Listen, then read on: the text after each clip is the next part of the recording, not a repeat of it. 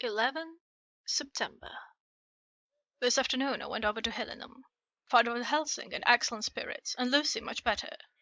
Shortly after I had arrived, a big parcel from abroad came for the Professor. He opened it with much impressment, assumed, of course. I showed a great bundle of white flowers.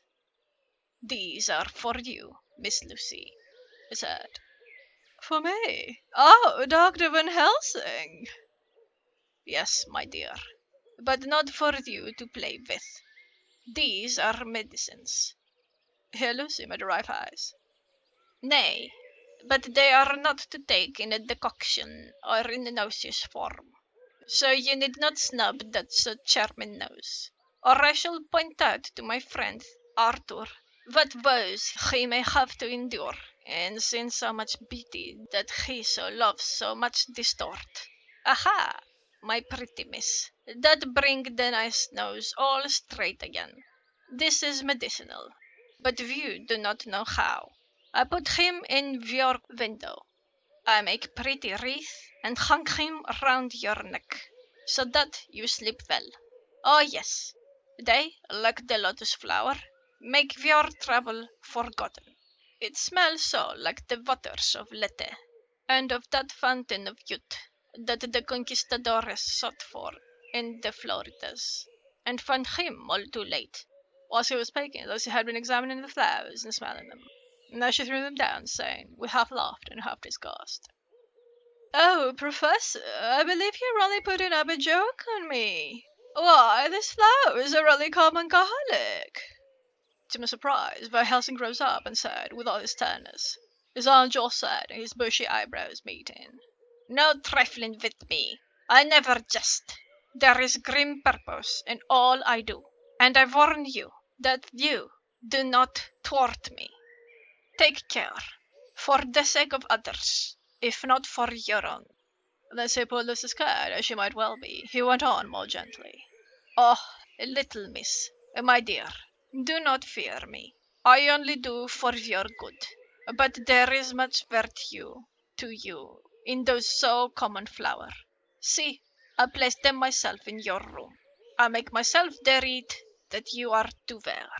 But hush, not telling to others that make so inquisitive questions. We must obey, and silence is a part of obedience. And obedience is to bring you strong and well into loving arms that wait for you. Now sit still a while. Come with me, friend John, and you shall help me deck the room with my garlic, which is all the way from Haarlem, where my friend Vanderpool raise herb in his glass houses all the year. I had to telegraph yesterday, or they would not have been here." We went into the room, taking the flowers with us. The Professor's actions were certainly odd, and not to be found in any pharmacopoeia that I ever heard of. First, he fastened up the windows and latched them securely. Next, taking a handful of the flowers, he rubbed them all over the sashes, as though to ensure that every whiff of air that might get in would be laden with the garlic smell. Then, with a wisp, he rubbed all over the jamb of the door, above, below, and at each side, and round the fireplace in the same way. It all seemed grotesque to me, and presently I said, "Well, Professor, I know you always have a reason for what you do, but this certainly puzzles me. It is well we have no septic here, or he would say that you were working some spell to keep out an evil spirit." "Perhaps I am," he answered quietly as he began to make the wreath which Lucy was to wear around her neck.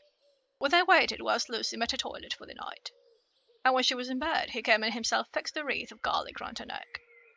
The last words he said to her were, "Take care you do not disturb it. And even if the room feel close, do not tonight open the window or the door." "I promise," said Lucy. "I thank you both 1,000 times for your kindness to me. Oh, what have I done to be blessed with such friends?" As we left the house in my fly, which was waiting, Van Helsing said, "Tonight I can sleep in peace, and sleep I want. 2 nights of trouble. Much reading in the day between, and much anxiety on the day to follow, and the night to sit up without to wink. Tomorrow, in the morning, early, you call for me, and we come together to see our pretty miss, so much more strong for my spell which I have work. Ho, ho! You seem so confident that I, remembering my own confidence soon as before and with a baneful result, felt awe and vague terror. It must have been my weakness that made me hesitate to tell it to my friend, but I felt it all the more, like unshed tears.